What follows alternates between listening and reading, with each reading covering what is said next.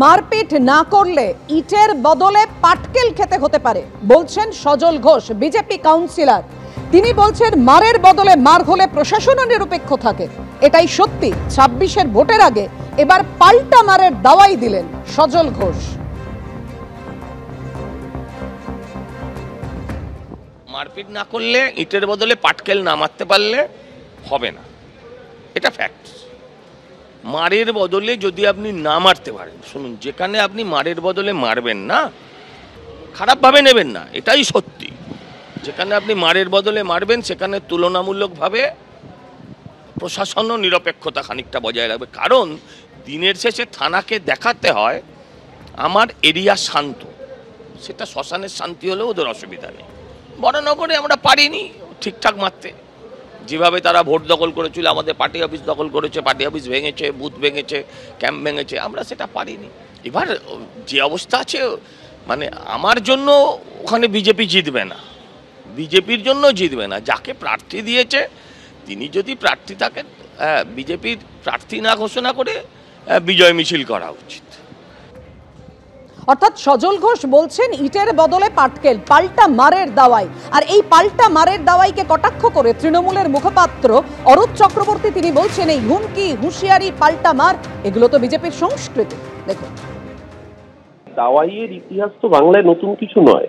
এর আগে বৃন্দাকারা দমদম দাওয়াইয়ের নিদান দিয়েছিলেন নন্দীগ্রাম পর্বে। সিপিএম আজকে ইতিহাস, রাজ্য থেকেই মুছে গেছে। শুভেন্দু অধিকারী, সজল ঘোষদের দল ক্ষমতায় আসেনি, তাতেই দাওয়াই দেওয়ার হুমকি দিচ্ছেন। ওনার আরেক নেতা গত বিধানসভা নির্বাচনের সময় শীতলকুচিতে যখন পুলিশ বুক লক্ষ্য করে বুলেট চালিয়েছিল, তখনও হুমকি দিয়েছিলেন যে পুলিশকে বলবো, সিআরপিএফ কে বলবো গুলি যেন একটাও মিস না হয়, বুক লক্ষ্য করে যেন যায়। বাংলার মানুষ তার জবাব রাজনৈতিকভাবে দিয়েছিল। আসলে সজল ঘোষদের সাথে তো কর্মী নেই, সজল ঘোষ শুভেন্দু অধিকারীর সাথে বুথে বসার এজেন্ট নেই। ওনারা নিজেরাই স্বীকার করেছেন 35,000 বুথে ওনারা এজেন্ট খুঁজে পাচ্ছেন না। তার জন্য সিআরপিএফ দিয়ে, যৌথ বাহিনী দিয়ে, সেন্ট্রাল ফোর্সকে গুলি চালিয়ে ভোট দখল করতে হবে। হয় এফআইআর করে চুরি করে ভোটে জিততে হবে, নইলে গুন্ডামি করে ডাকাতি করে ভোট লুট করতে হবে। বাংলার মানুষ রাজনীতি সচেতন, বাংলার মানুষ চিরকাল বুলেটের জবাব ব্যালটে দিয়ে এসছে। এই নির্বাচনেও সেটা দেবে, অবশ্যম্ভাবী বুঝতে পেরেছে বলেই এখন থেকে হারার জন্য অজুহাত তৈরি রাখছে। সজল ঘোষদের বলবো এইসব না করে যদি মানুষের পাশে থাকতেন, যদি সত্যি সত্যি মানুষের কথা শুনতেন, তাহলে আজকে এরকম বড় বড় ডায়লগবাজি করতে হতো না, মানুষই আপনাদের আশীর্বাদ করতো। 18 থেকে 12-তে নেমেছেন লোকসভায়, 77 থেকে 27 হবেন কিনা, বিরোধী দল হতে পারবেন কিনা, আগে সেই দিকে নজর রাখুন, পরে এইসব বড় বড় গরম গরম ডায়লগ দেবেন। আদালতে অস্বস্তিতে শুভেন্দু অধিকারী। রাজ্যের বিরোধী দলনেতা শুভেন্দু অধিকারী অস্বস্তিতে পড়লেন, কারণ তার রক্ষা কবচ প্রত্যাহার করে নিল হাইকোর্ট। হাইকোর্টের নির্দেশে প্রত্যাহার হলো শুভেন্দু অধিকারীর রক্ষা কবচ। বিচারপতি রাজাশেখর মান্থার দেয়া রক্ষা কবচ প্রত্যাহার। রক্ষা কবচ প্রত্যাহার করলেন বিচারপতি জয় সেনগুপ্ত।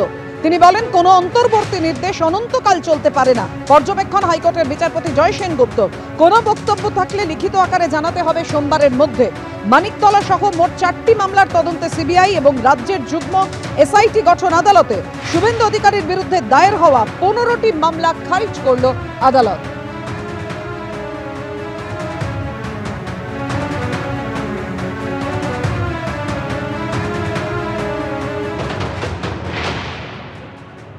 রাজ্য বেশ কয়েকটি এফআইআর নিয়ে আর্গুও করেনি। এবার যেটি হয়েছে যে বাকি এফআইআর গুলি আছে তাতে রাজ্য সরকারের হার হয়েছে। মাননীয় বিরোধী দলনেতার যে বক্তব্য যে ওনার বিরুদ্ধে পুলিশ প্রসিকিউশন হচ্ছিল, ওনার বিরুদ্ধে ভুয়ো এফআইআর রাজ্য সরকার ফাইল রেজিস্টার করছিল, সেটি আজকে প্রতিস্থাপিত হয়েছে। এফআইআর গুলো বেশিরভাগই কোয়াস্ট হয়ে গেছে। 4টে না 5টা এফআইআর যেগুলোকে কোয়াস্ট করা হচ্ছে না, সেগুলোর জন্য একটি স্পেশাল ইনভেস্টিগেশন টিম ফর্ম করে দেওয়া হয়েছে, যেটা সিবিআই এবং রাজ্য পুলিশ দুজনের সিনিয়র অফিসার দুজন থাকবে, এবং তারা 5 জন করে আরো অফিসার নিতে পারবে। নিয়ে তারা ওই 4টে না 5টা কেস ইনভেস্টিগেট করবে। অন্তর্বর্তী আদেশ ছিল হচ্ছে মামলা যতক্ষণ শুনানি হচ্ছে ততক্ষণ কোনো ফ্রেশ এফআইআর রেজিস্টার করতে গেলে আদালতের অনুমতি নিয়ে করতে হবে। তো মামলাটি যেহেতু দুটি মামলাই আজকে ফাইনাল হিয়ারিং হয়ে আজকে জাজমেন্ট দিয়েছে, তাই জন্য ন্যাচারালি ওই রক্ষা কবচের জায়গাটা আর নেই, কারণ মামলাটি ফাইনালি আজকে নিষ্পত্তি হয়ে গেছে। শুভেন্দু অধিকারীর রক্ষা কবচ প্রত্যাহার করে নিল হাইকোর্ট। মাননীয় বিচারপতি জয় সেনগুপ্তর নির্দেশে প্রত্যাহার হলো সেই রক্ষা কবচ। 2022 সালের 8ই ডিসেম্বর শুভেন্দু অধিকারীর বিরুদ্ধে দায়ের হওয়া সব এফআইআরে অন্তর্বর্তী স্থগিতাদেশ দেন মাননীয় বিচারপতি রাজশেখর মান্থা।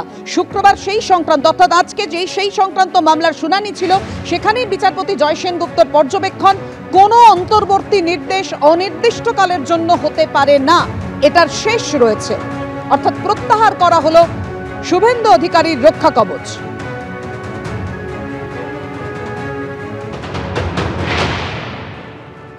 শুভেন্দু অধিকারীর মামলায় অনেকগুলো এফআইআর চ্যালেঞ্জ হয়েছিল, প্রায় 18-20টা মামলা চ্যালেঞ্জ হয়েছিল। তার মধ্যে ওই 12-13টা মামলা ওর কোয়াশ করেছে, বাকি কটা মামলাতে স্টেটকে প্রসিড করতে বলেছে। Investigation will continue, investigation will proceed in accordance with law.